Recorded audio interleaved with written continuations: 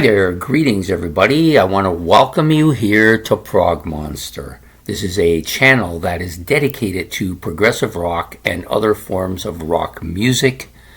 My name is Murph and I am the host of this show.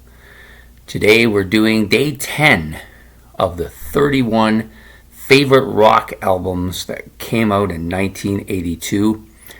And I've chosen one from my band that I quite love, and that's The Who. It's Hard is the name of the album. This is actually one of the two Who albums that I do not own. I do have, actually don't own Quadrophenia either. I own the music of Quadrophenia, but I don't own the album Quadrophenia by The Who. But this is one of the other two that I don't own. The other one's from the 60s, but this is a good album, but not a great album, I don't think. But it's still The Who, so it's better than most albums. That's the way I see it. Kind of a poppy. They've always been bordering on that pop sound throughout their entire career. They did have a heavier part in the 70s, but by this time they were back to making those pop sounds, but they are good at it. Of course, Athena is probably the most memorable track on the album, getting a lot of radio play at the time. The band really firing on all cylinders, but their career was coming to an end here, so the band kind of dissipated after this and didn't really do anything for decades. But then came back, made a couple more great albums after that, but this one kind of looked like it was the end of the road for them, so to speak.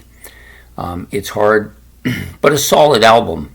I don't think it'd win if you were ranking the Who albums. It's probably not going to finish very high, but when you're ranking against other albums, it's doing not too bad, getting here on the 22nd day of this tournament of this ranking of albums for 1982. So it's up there. It's got ahead of a few albums. It was always going to make this list. It just wasn't quite sure how far down it was going.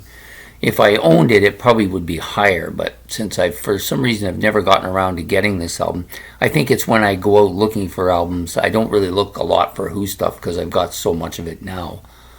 But every once in a while I check just to see if this album is in there. I do have Face Dances, which is the one that preceded this, but I don't have this one.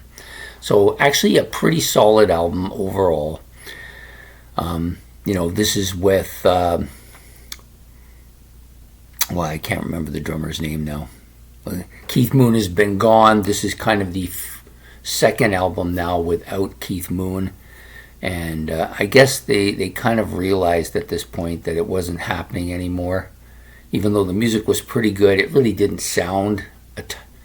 It really didn't have that edge that it had in the 70s and 60s anymore. It was much more much more sterilized, I think. But still...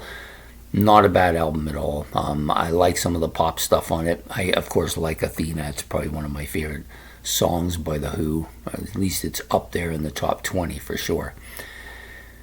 So if you've got any comments about this album, you can put them in the comment section below. That way at least I can learn a little bit more, and maybe some other people watching might learn something as well. Don't forget to hit the notification bell so you don't miss the next episode. And I will not use white anymore. It gives off a blur here. And don't forget to hit the like and subscribe. That's much appreciated. And we will be back. Tomorrow would be day 11 of the 31 favorite rock albums from the year 1982 series we're running for the month of October. So take care and we'll see you then. Bye.